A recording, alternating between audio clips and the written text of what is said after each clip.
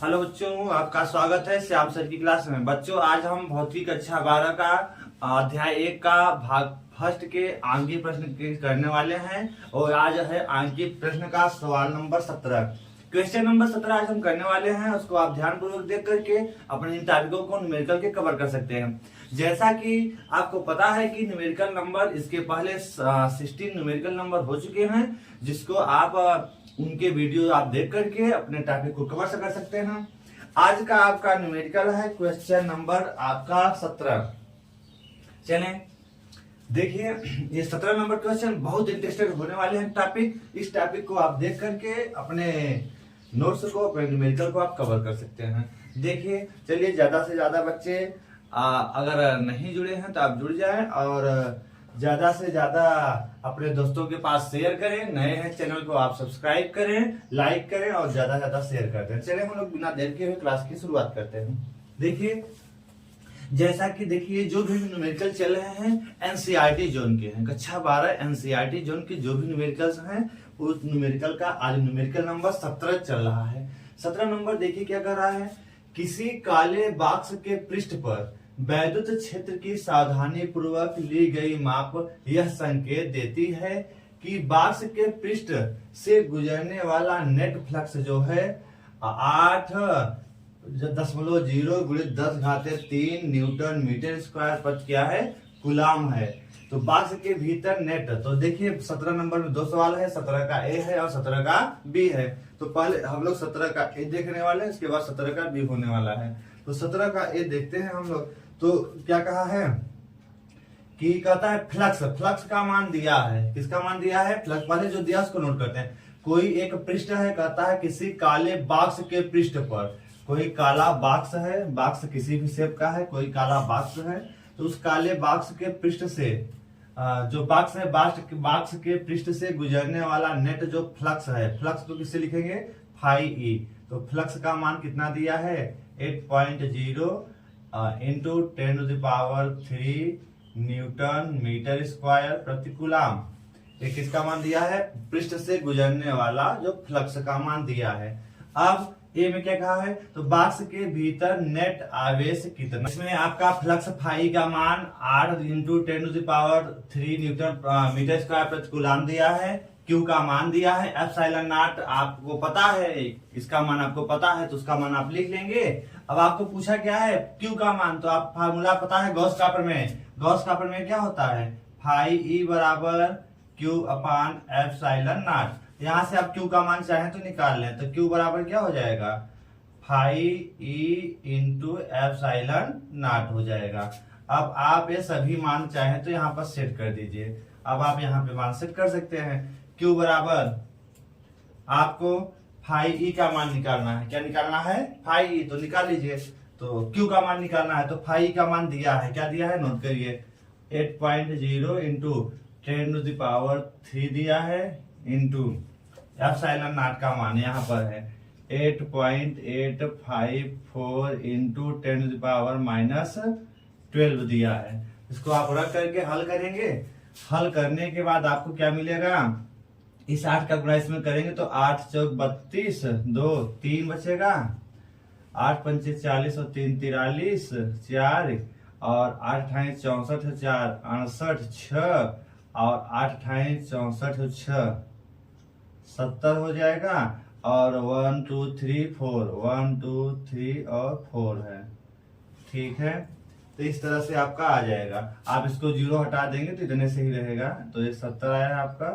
तो 1 2 और 1 3 अंक पे आएगा। 70.832 इंटू क्या हो जाएगा?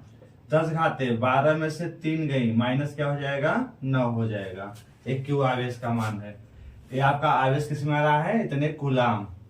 ठीक है, इसको अगर हम लोग आगे सॉल्व करें, देखिए अगर हम लोग इसको करें क्या, इसको थोड़ा सा आगे बढ़ाएं। अगर हम दशमलव लाएं इधर तो 0 पॉइंट, अगर हम इसको लिख दें 0.0832। ठीक है, मतलब दशमलव देखो यहाँ था, यहाँ से 1 2 3 डिजिट इधर लाए हैं। इसका मतलब क्या हो जाएगा? 10 यहाँ +3 इधर आया है तो क्या होगा? +3 बढ़ेगा इंटू 10 -9 है, कूलाम में आ गया। देखिए दशमलव जब आपका क्या कहते हैं इस साइड आता है, 1 2 3 डिजिट आया है तो आपके 10⁻³ बढ़ेगा। अब जब इसको हम हल करेंगे तो क्या हो जाएगा, 0.07082 इंटू 10⁻⁻9 में से 3 निकलेगा, 10⁻⁻6 कूलाम में आ गया।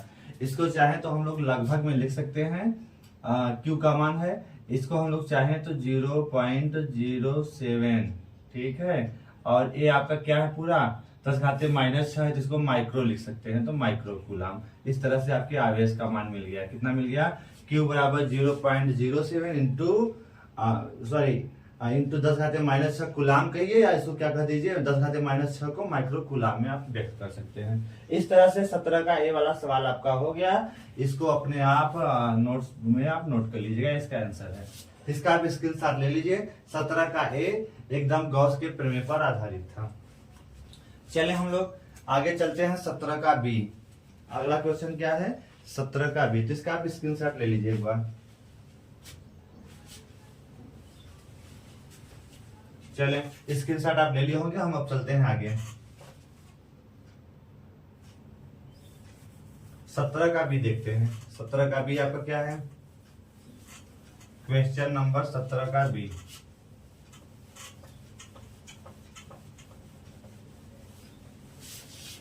सत्रह का भी देखिए क्या दिया हुआ है। देखिए सवाल नंबर 17 का बी, जैसा कि देखिए 17 का बी कह रहा है, 17 का बी कह रहा है यदि बॉक्स के पृष्ठ से नेट बहिर्मुखी फ्लक्स शून्य है। कहता है जो बॉक्स आपका है, इस बॉक्स से निकलने वाला जो फ्लक्स है, बाहर निकलने वाला जो फ्लक्स है फाई ई का मान कहता है शून्य है। कहता है कोई बॉक्स है, बॉक्स से निकलने वाले फ्लक्स फाई ई का मान कहता है शून्य है। तो आप कहां तक सहमत हैं कि क्या आप यह निष्कर्ष निकालेंगे कि बॉक्स के भीतर कोई आवेश नहीं है।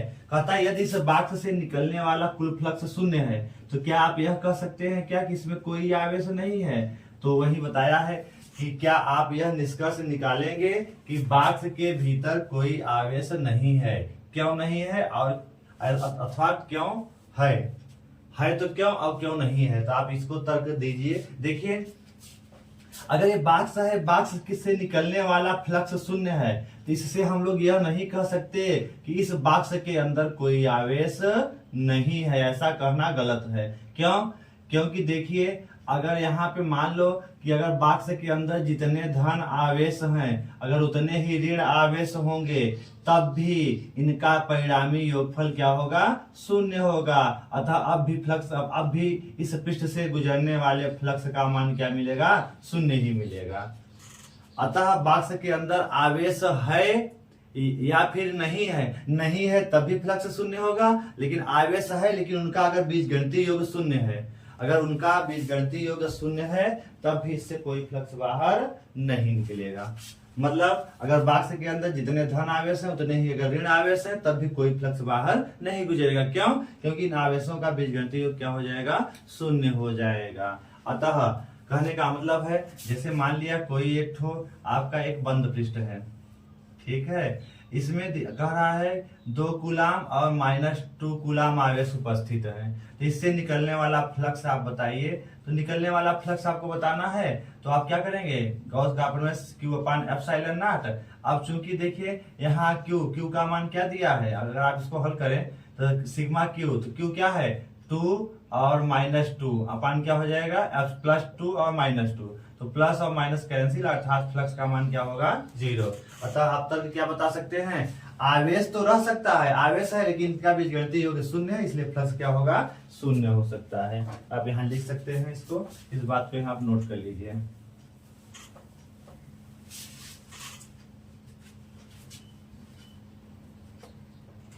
यदि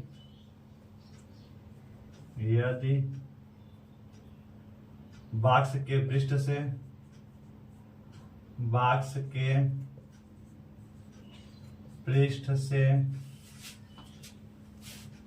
नेट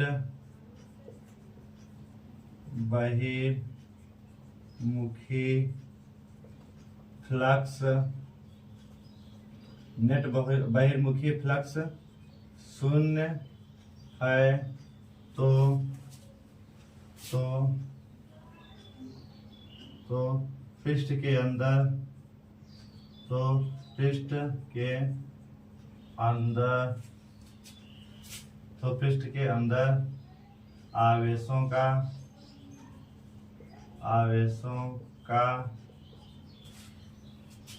तो फ्लक्स शून्य है, तो इसका अर्थ है, फ्लक्स शून्य है तो इसका अर्थ है कि, तो इसका अर्थ है कि पृष्ठ के अंदर आवेशों का बीजगणितीय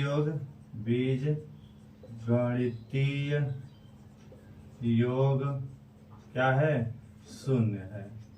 अर्थात आवेश उपस्थित हैं, उन आवेशों का बीजगणितीय योग क्या है, शून्य है। तो इससे आप कंक्लूजन निकाल सकते हैं कि यदि बॉक्स से निकलने वाला फ्लक्स शून्य है तो जरूरी नहीं है कि बॉक्स के अंदर कोई आवेश नहीं है। बॉक्स के अंदर आवेश हो सकते हैं, लेकिन उन आवेशों का बीजगणितीय योग शून्य हो सकता है। इस तरह से आपका 17 का भी क्वेश्चन कवर हुआ। इसका स्क्रीनशॉट लेके अपने आप नोट्स में लिखिए।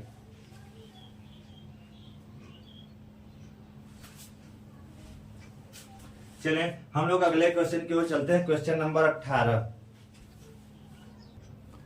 चलें क्वेश्चन नंबर 18 देखते हैं। क्वेश्चन नंबर 18 जैसा कि सवाल है, देखिए एनसीईआरटी का क्वेश्चन नंबर 18। इन सवालों को आप ध्यानपूर्वक पढ़ते रहें। क्वेश्चन नंबर 18 देखिए, चित्र में दर्शाए अनुसार 10 सेंटीमीटर भुजा के एक आपका वर्ग है। एक वर्ग है जिसकी प्रत्येक भुजा कितनी है, 10 सेंटीमीटर है। तो 10 सेंटीमीटर भुजा के किसी वर्ग के केंद्र से ठीक 5 सेंटीमीटर ऊंचाई पर, इस वर्ग का केंद्र है, केंद्र से 5 सेंटीमीटर ऊंचाई पर कोई 10 माइक्रोकूलाम आवेश रखा है। यहाँ पर इस आपके वर्ग के केंद्र से 5 सेंटीमीटर ऊंचाई पर 10 माइक्रोकूलाम आवेश रखा है। इस वर्ग से गुजरने वाले वैद्युत फ्लक्स का परिमाण क्या होगा। मतलब इस जो आपका है ऊंचाई, इस वर्ग से गुजरने वाले कुल वैद्युत फ्लक्स का परिमाण क्या होगा। मतलब आवेश जो रखा है 5 सेंटीमीटर ऊंचाई पर रखा है। तो देखो अगर हम देखें तो यहाँ आवेश क्या दिख रहा है, बाहर। लेकिन अगर हम मान लें कि आपका यह एक घन है, यह क्या है, एक घन है। अगर ऐसे आप देखें तो इसको हम थोड़ा छोटे में बनाते हैं। मान लिया यह वर्ग की एक भुजा है, देखिए इसको घन मान लेते हैं। क्वेश्चन में जैसा कि दिया भी है कि यह घन की एक भुजा है, तो हम यहाँ थोड़ा सा घन बना लेते हैं।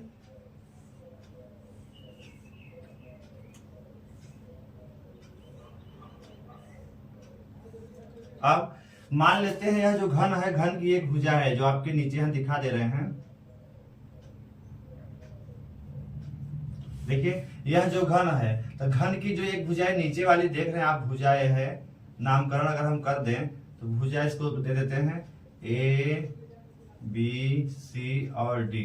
यही जो ए बी सी डी भुजा है, यही वर्ग की एक भुजा हो गई। इसके देखो, इसके केंद्र से मान लेते हैं 5 सेंटीमीटर ऊंचाई, यहां से यहां तक की ऊंचाई कितनी हो गई, 5 सेंटीमीटर। यहाँ पर आवेश आपका क्यों रखा है, ठीक है। तो देखिए यहाँ पे अगर आवेश रखा है तो यह एक बंद आकृति है। क्या है, बंद आकृति। अगर आप इसको घन मानेंगे, ठीक है, क्योंकि क्वेश्चन में ऑलरेडी दिया है कि इसको आप घन मान सकते हैं, ठीक है, एनसीईआरटी में दिया है।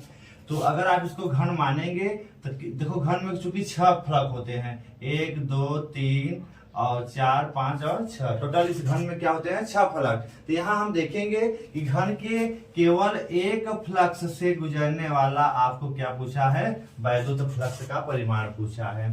तो आप यहाँ लिख सकते हैं कि पृष्ठ से इस वर्ग से गुजरने वाला जो वैद्युत फ्लक्स होगा, इस वर्ग से गुजरने वाला जो वैद्युत फ्लक्स होगा, आप क्या कर सकते हैं, आप घन के 6 भुजा में से एक भुजा से निकलेगा। तो आप इसको क्या करेंगे, यहां लिख सकते हैं, तो वर्ग को घन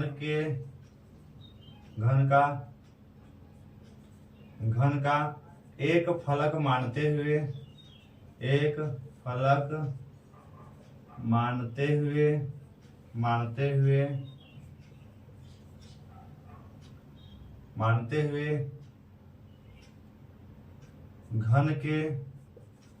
घन के एक फलक से गुजरने वाला वैद्युत फ्लक्स कितना हो जाएगा? वैद्युत फ्लक्स फाई ई डैश मान लेते हैं, कितना हो जाएगा? आपने पढ़ रखा है। तो फ्लक्स क्या होता है? Q अपान एप्सिलॉन नॉट होता है, लेकिन छह के लिए है, 6 फलक के लिए। कुल फ्लक्स अगर हम देखेंगे 6 फ्लक्स तो इतना गुजरता है। चूंकि केवल एक फलक से गुजर रहा है तो 6 फलक होते हैं, तो एक का बटे क्या लिख सकते हैं? यहाँ पर 6 लिख सकते हैं। चूंकि छठवां हिस्से से निकलेगा, एक फलक से निकलेगा तो 1/6। अगर 6 से निकलता तो Q अपान एप्सिलॉन नॉट, लेकिन केवल एक हिस्से से निकल रहा है तो इसको 1 अपान हम लोग क्या लिखेंगे? 1/6, मतलब एक फलक से गुजरने वाला फ्लक्स। ठीक है, तो Q का मान दिया है। Q का मान क्या दिया है सवाल में? क्योंकि यहाँ Q का मान दिया है 10 माइक्रोकूलाम। तो 10 माइक्रोकूलाम, माइक्रोकूलाम को कूलाम में लिखे तो 10 घाते -6 क्या हो जाएगा? कूलाम। अपान क्या हो जाएगा? एप्सिलॉन नॉट का मान 8.854 गुणे 10 घाते -12, ठीक है, इंटू 1 क्या हो जाएगा? 6। इसको आप चाहे तो हल कर लेंगे। हल करने में क्या मिलेगा? 2 तिहाई 6, 2 पंचे 10। इसको जब सॉल्व करेंगे, इधर कर लेते हैं, यही इसको सॉल्व जब करेंगे तो क्या मिलेगा? फाई ई डैश बराबर ऊपर क्या है? 5, ठीक है, और नीचे क्या बच गया? 3 से गुणा करिए, ठीक है।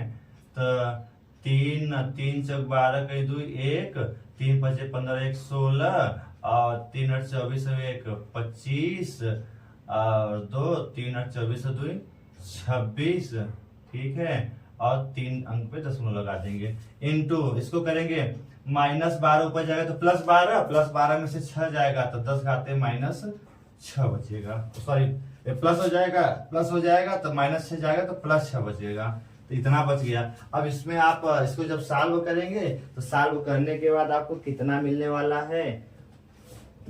आप इसको सॉल्व जब करेंगे तो आपका कितना मिलेगा देख लेते हैं हम।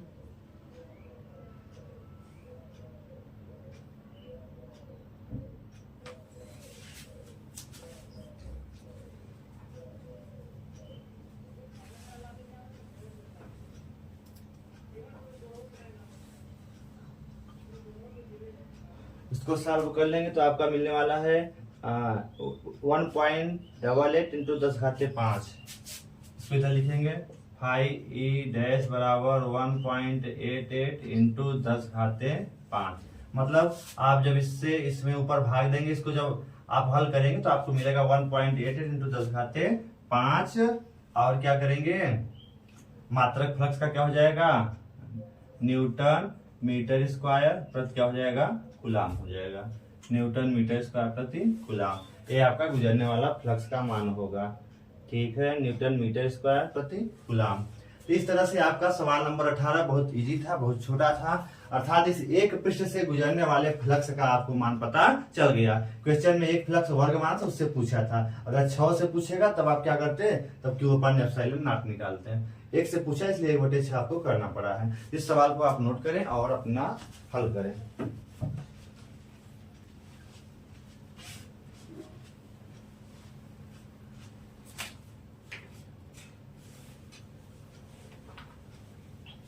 इसको चाहे आप लगभग में 2 भी लिख सकते हैं। लगभग क्या लिखेंगे? 2.0 लिख करके आप चाहें तो लगा सकते हैं।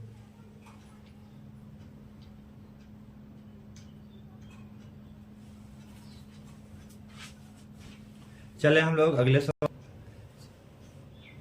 क्वेश्चन नंबर 19 देखते हैं। 19 नंबर देखिए, 19 नंबर भी ज्यादा है नहीं, वही घन क्या ही है। तो कहता है 2 माइक्रोकूलाम का कोई बिंदु आवेश किसी किनारे पर 9 सेंटीमीटर किनारे वाले किसी घनी गॉसियन पृष्ठ के केंद्र पर स्थित है। पृष्ठ से गुजरने वाला नेट फ्लक्स क्या होगा? पृष्ठ से गुजरने वाले नेट फ्लक्स का परिमाण आपको बताना है। तो चलिए मान लेते हैं एक आपका घन है,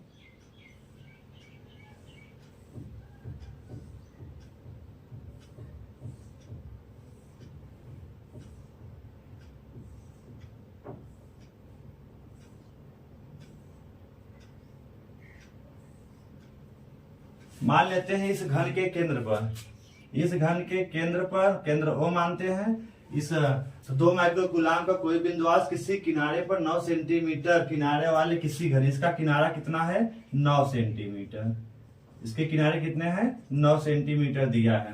कहता है केंद्र पर स्थित है, मतलब जो इसके केंद्र पर स्थित आवेश है 2 माइक्रो कूलाम है। ठीक है, इसके केंद्र पर कितना आवेश स्थित है 2 माइक्रो कूलाम है। ठीक है, और इस घन की प्रत्येक भुजा जो है कितनी है 9 सेंटीमीटर, मतलब इधर भी 9 सेंटीमीटर, मतलब हर भुजाएं कितनी है 9 सेंटीमीटर है। और केंद्र पर 2 माइक्रो कूलाम का आवेश रखा है। तो इस पूरे घन से निकलने वाला कुल वैद्युत फ्लक्स क्या होगा, तो आप नोट कर सकते हैं। तो पहले आप Q का मान दिया है 2 माइक्रो कूलाम, तो कूलाम में क्या हो जाएगा 2 × 10⁻⁻6 कूलाम। और इसके भुजा की लंबाई से तो हमें मतलब नहीं है। एप्सिलॉन नॉट का मान आपको पता होना चाहिए 8.8 8.854 × 10⁻⁻12 क्या होता है कूलाम स्क्वायर प्रति न्यूटन और मीटर स्क्वायर। ठीक है, कूलाम स्क्वायर प्रति न्यूटन डॉट मीटर स्क्वायर। तो आपको निकालना क्या पृष्ठ से गुजरने वाला नेट फ्लक्स, मतलब इस घन के संपूर्ण सभी पृष्ठों से गुजरने वाला कुल फ्लक्स निकालना है, अर्थात फाई का मान। अभी इसके पहले वाले सवाल में हम लोगों ने एक पृष्ठ से निकाला था, अब सभी संपूर्ण पृष्ठों से गुजरने वाला कुल फ्लक्स निकालना है। तो संपूर्ण पृष्ठ से गुजरने वाला फ्लक्स जो फाई है गॉस के प्रमेय से, तो गॉस का प्रमेय क्या है फाई ई बराबर Q/ε0। तो Q का मान दिया है 2 × 10⁻⁻6 है, अपान ε0 का मान दिया है 8.854 × 10⁻⁻12। इसको जब सॉल्व करेंगे तो आपका क्या हो जाएगा 2/8.854 गुणित ऊपर जाएगा तो माइनस ए प्लस हो जाएगा, तो आपका बचेगा +6। जब इसको जब सॉल्व करेंगे तो सॉल्व करने के बाद आपको फाई ई का मान कितना मिलेगा, तो इसको आप सॉल्व करिए, इस नीचे वाले से ऊपर में भाग दीजिए। तो भाग देने पर आपको मिलेगा कितना मिलने वाला है, आपको मिलने वाला है 2.26 × 10⁵5 2.26 × 10⁵5 मात्र क्या हो जाएगा न्यूटन मीटर स्क्वायर प्रति कूलाम हो जाएगा। इस तरह से आप एक बार मिला लेंगे इसको 2.26 × 10⁵5 न्यूटन मीटर स्क्वायर प्रति कूलाम। तो ये आपका इस घन के संपूर्ण पृष्ठों से गुजरने वाला कुल फ्लक्स आपको मिल गया, यही आपका आंसर है। ठीक है, तो कहने का मतलब कुछ ज्यादा टफ नहीं है, एक क्वेश्चन आपका गॉस के प्रमेय पर आधारित है। सभी क्वेश्चन आप इस तरह से इसको भी 19 नंबर क्वेश्चन करके इसका स्क्रीनशॉट आप ले लीजिए और अपने फेयर में कल के कंप्लीट करिए, इसका प्रैक्टिस करिए। देखिए जब घन के एक पृष्ठ से पूछता है तो आपका यहाँ क्या हो जाता है 1/6 हो जाता है। संपूर्ण सभी 6 फलकों से गुजरने वाला फ्लक्स पूछा है ना यहाँ पे कि पृष्ठ से गुजरने वाला नेट फ्लक्स, मतलब सभी पृष्ठ से यहाँ गुजरने वाला कुल फ्लक्स, तो आपका Q/ε0 हो जाएगा। अगर एक पृष्ठ से पूछेगा तो 1/6 से गुणा कर देंगे इसी फार्मूले में। तो इस तरह से आप सवाल नंबर 19 को भी आप लिख करके पूरा करिए। चलते हैं हम लोग अगला सवाल नंबर 20 देखते हैं। ये सभी सवाल आपके एनसीईआरटी जोन के हो रहे हैं। ठीक है, इसको आप एनसीईआरटी के अध्याय 1 है भौतिकी का भाग फर्स्ट का है, इसको आप लोग कवर करिए। चलिए 20 नंबर देखते हैं। चलिए क्वेश्चन नंबर 20। क्वेश्चन नंबर 20 कैसा, देखिए क्या कह रहा है क्वेश्चन। किसी बिंदु आवेश के कारण उस बिंदु को केंद्र मानकर खींचे गए 10 सेंटीमीटर त्रिज्या के गोली गॉसियन पृष्ठ पर वैद्युत फ्लक्स का मान इतना दिया है। कहता है क्वेश्चन समझिए पहले। कहता है एक ठो आपका गोलीय गॉसियन, कहता है एक बिंदु केंद्र O है, केंद्र मानते हुए आप एक ठो त्रिज्या R बराबर कितना दिया है 10 सेंटीमीटर त्रिज्या का, 10 सेंटीमीटर त्रिज्या का एक गॉसियन पृष्ठ, 10 सेंटीमीटर त्रिज्या का एक गॉसियन पृष्ठ आपने गोला खींच लिया। गॉसियन पृष्ठ क्या है, गोलीय पृष्ठ है। कहता है इससे गुजरने वाला जो फ्लक्स है, इससे जो निकलने वाला फ्लक्स है उसका मान दिया है -1 × 10⁻³ न्यूटन मीटर स्क्वायर प्रति कूलाम दिया है, इसका मान दिया है इस गॉसियन गोलीय पृष्ठ से गुजरने वाले फ्लक्स का मान। क्वेश्चन क्या कहता है आगे, ए वाला देखिए। यदि गॉसियन पृष्ठ की त्रिज्या दोगुनी कर दी जाए, अब मान लिया यहाँ देखिए आवेश Q होगा, इस Q आवेश के कारण निकलने वाला फ्लक्स आपको इतना मिल रहा है। अब कहता है यदि गॉसियन पृष्ठ की त्रिज्या दूनी कर दी जाए, कहता है अब इसकी गॉसियन पृष्ठ की त्रिज्या अब कितनी है 10 से कितनी कर दी जाए 20 सेंटीमीटर दूनी कर दी जाए, तो पृष्ठ से निकलने वाला फ्लक्स, लेकिन आवेश का मान क्या है, आवेश का मान क्यू था तो क्यू ही है। ठीक है, तो कहता है अब निकलने वाले फ्लक्स का मान बताइए कितना होगा, अब फ्लक्स घटेगा कि बढ़ेगा।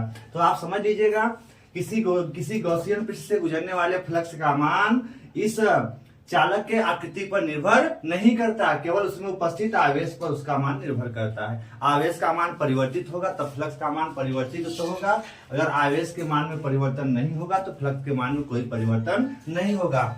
तो यहाँ देखें, अभी अगर आवेश क्यू है तो अब भी फ्लक्स निकलेगा, जो अब इसके रेडियस, इसकी त्रिज्या पर वैद्युत फ्लक्स का मान निर्भर नहीं करता, अतः अब भी जो फ्लक्स निकलेगा वह कितना होगा, अब भी उतना ही निकलेगा। ठीक है, तो इतना ही, अब भी फ्लक्स उतना ही निकलेगा, फ्लक्स के मान में कोई परिवर्तन नहीं होगा, अर्थात तो फ्लक्स जो है आपका जो आकृति पर निर्भर नहीं करता। तो इस बात को हम लोग नोट करते हैं। चलें, अर्थात यहां लिख सकते हैं कि किसी गॉसियन पृष्ठ से निकलने वाला वैद्युत फ्लक्स किसी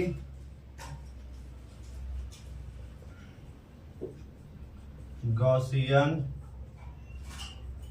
पृष्ठ से गुजरने वाला, किसी गॉसियन पृष्ठ से गुजरने वाला वैद्युत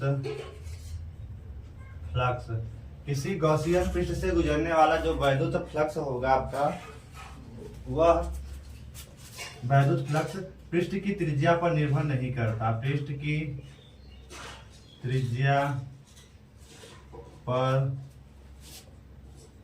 निर्भर नहीं करता।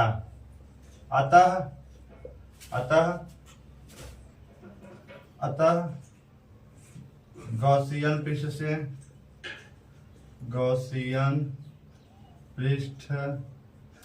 से गुजरने वाला वैद्युत flux -1 into 10⁻³ newton metre square प्रति कूलाम ही होगा। मतलब कहने का मतलब अब भी गुजरने वाला जो वैद्युत फ्लक्स होगा अब भी उतना ही रहेगा, यह चालक के आकृति पर निर्भर नहीं करता है, केवल उसमें उपस्थित आवेश पर निर्भर है। अतः अब भी आपका आंसर में कोई परिवर्तन नहीं होगा। इस तरह से आप क्वेश्चन नंबर 20 के ए को आप लिख करके अपने नोट्स में पूरा करिए। चलिए हम लोग क्वेश्चन नंबर 20 का बी देखते हैं। ए को आप लिख लीजिए, स्क्रीनशॉट लेकर के आप लिखिए। चलिए हम लोग क्वेश्चन बी की ओर चलते हैं।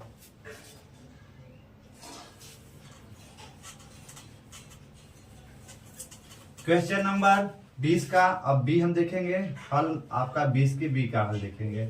20 का बी क्या कहता है, बिंदु आवेश का मान क्या है। अब यहाँ पे सारे मान आप नोट करिए, चूंकि दिया है आपके फ्लक्स φe का मान दिया है 1, वैद्युत फ्लक्स का मान -1.0 इंटू 10⁻³ न्यूटन मीटर स्क्वायर प्रति कूलाम दिया है। ठीक है, आपको पता है एप्सिलॉन नॉट का मान होता है 8.854 गुणे 10⁻⁻12 और मात्रा क्या हो जाएगा, कूलाम स्क्वायर प्रति न्यूटन मीटर स्क्वायर। ठीक है, और तो आपसे पूछा गया है बिंदु आवेश का मान क्या होगा, जो आपका इसके अंदर बिंदु आवेश है, इस बिंदु आवेश का मान कितना होगा। तो बिंदु आवेश का मान आपको निकालना है, तो बिंदु आवेश का मान आप गॉस के प्रमेय से निकाल लीजिए। तो आप फार्मूला आपके पास है, φe बराबर क्या होता है, Q/ε0। तो यहाँ से Q का मान अगर लेंगे तो क्या हो जाएगा, φe इंटू क्या हो जाएगा, ε0। ठीक है, इसको आप यहाँ पे लिख के हल कर लीजिए।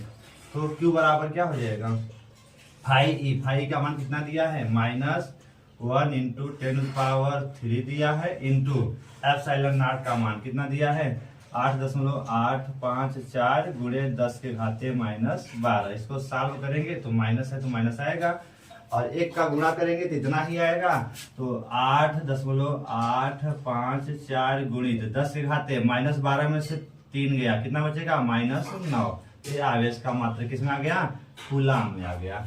ठीक है, ये आवेश का मान किसमें आपको मिल गया, कूलाम में मिल गया। तो 8.85 गुणे 10⁻⁻9 कूलाम होगा। ठीक है, आप चाहेंगे तो इसको क्या लिख सकते हैं आप नैनो कूलाम में लिख सकते हैं। तो 10⁻⁻9 कूलाम को क्या इसमें लिख सकते हैं नैनो कूलाम में। तो 8.854 और यह है आपका नैनो कूलाम। क्या है नैनो कूलाम में। तो आप चाहे कूलाम में आंसर लिखिए चाहे नैनो कूलाम में लिख लीजिए। ठीक है, इस तरह से इस पृष्ठ के अंदर उपस्थित आवेश का मान कितना होगा 8.854 × 10⁻⁹ कूलाम होगा। तो इसको आप अपने नोट्स में कंप्लीट करिए। इस तरह से बच्चों एनसीईआरटी जोन के आपके 20 न्यूमेरिकल पूरे हुए। आज हमारे 20 न्यूमेरिकल आपके पूरे हो गए। यहाँ 20 का ए और बी दोनों कराया गया, हल सबका सलूशन कराया गया, अच्छे से समझा कर कराया गया। अभी तक पहले से 20वें तक न्यूमेरिकल अच्छे से अच्छे कंसेप्ट के साथ, आपके फुल कंसेप्ट के साथ आपको पढ़ा बताया गया और आपको यहाँ कराया गया। आप हमें अपेक्षा है कि सभी वीडियो देख करके सारे सवालों को अच्छे से हल कर रहे होंगे। आपको सारे सवाल सारे न्यूमेरिकल्स अच्छे से आ रहे होंगे। अगर कहीं समस्या हो रही है तो आप कमेंट बॉक्स में कमेंट लिख करके हमें जरूर एक बार भेजें। और अगर आपको सारे सवाल अच्छे से समझ में आ गए हैं तो आप चैनल को शेयर करें ज्यादा से ज्यादा दोस्तों के पास। आप लाइक जरूर किया करें, सब्सक्राइब भी करें और अपने दोस्तों के पास जरूर शेयर करें। ठीक है, इस तरह से इसको आप अपने नोट्स में कंप्लीट करें।